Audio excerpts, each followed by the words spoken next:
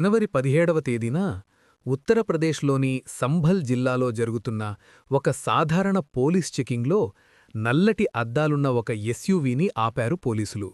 పోలీసుల దగ్గరికి రాగానే ఆ డ్రైవర్ కొంచెం తడబడ్డాడు. ఆ చిన్న అనుమానంతోనే ఆ వాహనాన్ని పూర్తిగా తనిఖీ చేశారు. లోపల లక్షల రూపాయల నగదుతో నిండిన బ్రౌన్ కలర్ కవర్లు మరియు రబ్బర్ బ్యాండ్లతో కట్టిన 19 వేరువేరు డెబిట్ కార్డులను పోలీసులు కనుగొన్నారు. ఈ అరెస్టుతో 8 రాష్ట్రాల్లో 7 ఏళ్లుగా సాగుతున్న ఒక బహుళ కోట్ల ఆర్థిక నేరాల కుంభకోణం మొదటిసారిగా బయటపడింది.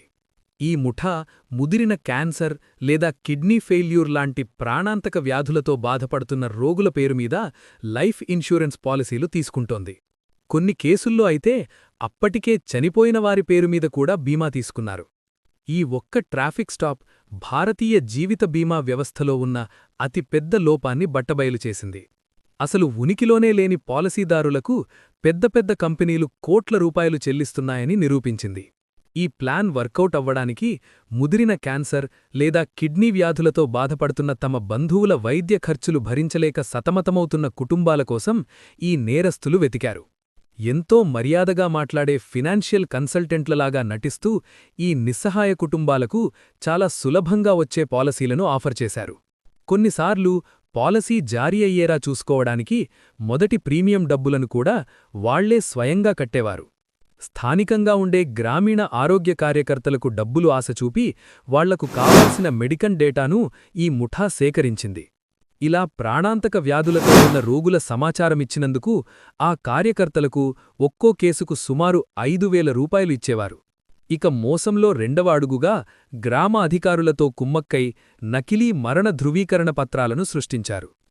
ఏళ్ల క్రితమే చనిపోయిన వ్యక్తి పాలసీ తీసుకున్న కొన్ని నెలలకే చనిపోయినట్లుగా ఆ పత్రాలపై పాత తేదీలను వేసేవారు. ఆ టార్గెట్ చేసిన వ్యక్తి చనిపోగానే వచ్చే ఇన్సూరెన్స్ డబ్బులను ఈ మోసగాళ్లే మధ్యలో కొల్లగొట్టేవారు. బాధలో ఉన్న ఆ కుటుంబాలకు తమ పేరుమీద ఒక క్లెయిమ్ జరిగిందన్న విషయం కూడా తెలిసేది కాదు. ఈ దర్యాప్తు చివరకు బీమా మోసాలను అరికట్టడానికి నియమించిన దర్యాప్తు సంస్థల దగ్గరికే చేరింది. సంభల్లో అరెస్టైన ఆ 2 వ్యక్తులు కూడా పెద్ద బీమా కంపెనీల కోసం డెప్త్ క్లెయిమ్లను తనిఖీ చేసే సంస్థల ఉద్యోగులే. లోపల ఉన్న వీళ్లే తమ పదవులను అడ్డం పెట్టుకుని ఈ నకిలీ చెల్లింపులకు ఆమోదముద్ర వేసేవారు. ఈ అవినీతి అంతా కూడా ఆ రంగంలో ఉన్న విపరీతమైన ఒత్తిడి వల్ల పుట్టుకొచ్చింది. కొత్త ఇన్సూరెన్స్ ఏజెంట్లు తమ కమిషన్లు మరియు ఉద్యోగ భద్రత కోసం ఎంతో కఠినమైన సేల్స్ టార్గెట్స్ను చేరుకోవాల్సి వస్తుంది. ఎక్కువ సేల్స్ చేయాలనే ఒత్తిడి ఉండాల్సిన భద్రతా తనిఖీలను ఎలా దాటేలా చేస్తుందో ఈ చిత్రం చూపిస్తుంది. టార్గెట్స్ రీచ్ అవ్వడమే ప్రధాన లక్ష్యమైనప్పుడు వెరిఫికేషన్ ప్రక్రియను పక్కన పెట్టేస్తారు. దీనివల్ల తప్పుదారి పట్టించే అమ్మకాలు మరియు మోసాలు నేరుగా చెల్లింపులుగా మారిపోతాయి.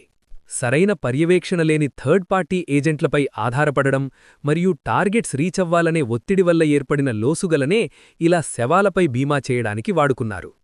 వ్యవస్థలోని ఈ లోపాలే ఏజెంట్లు సామాన్యులకు పాలసీలు అమ్మేటప్పుడు నైతిక తనిఖీలను సులభంగా పక్కన పెట్టేస్తున్నాయి. చాలామంది సామాన్యులు ఇలాంటి ఐడెంటిటీ థెఫ్ట్ మాఫియా బారిన పడకపోయినా ఈ అగ్రెసివ్ మిస్సెల్లింగ్కి మాత్రం టార్గెట్ అవుతున్నారు. కేవలం పాలసీ అమ్మడం కోసం 3 ఏళ్లలో మీ డబ్బులు డబులవుతాయి లాంటి అసాధ్యమైన లాభాలను ఏజెంట్లు వాగ్దానం చేయవచ్చు. కానీ అసలు పాలసీ నిబంధనల్లో అలాంటివేమీ ఉండవు. పాలసీ పత్రాల్లో రాసి ఉన్నదానికంటే ఏజెంట్ మాటలను గుడ్డిగా నమ్మడమే ఇందులో ఉన్న అతిపెద్ద ప్రమాదం. చాలామంది ఖాళీ అప్లికేషన్ ఫారాలపై సంతకాలు చేయడం లేదా పాలసీ బాండ్లో చిన్న అక్షరాలతో ఉన్న నిబంధనలను చదవకపోవడం లాంటి ఉచ్చులో పడుతున్నారు. దీనిని అడ్డుకోవడానికి రెగ్యులేటరీ సంస్థలు ఒక అద్భుతమైన రక్షణ వలయాన్ని ఏర్పాటు చేశాయి.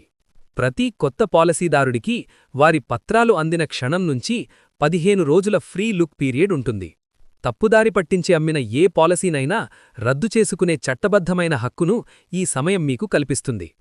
ఏజెంట్ చెప్పిన మాటలకు పత్రాలలో రాసి ఉన్నదానికి పొంతన లేకపోతే మీరు ఆ పాలసీని వెనక్కి ఇచ్చేసి మీ డబ్బులు వాపసు తీసుకోవచ్చు.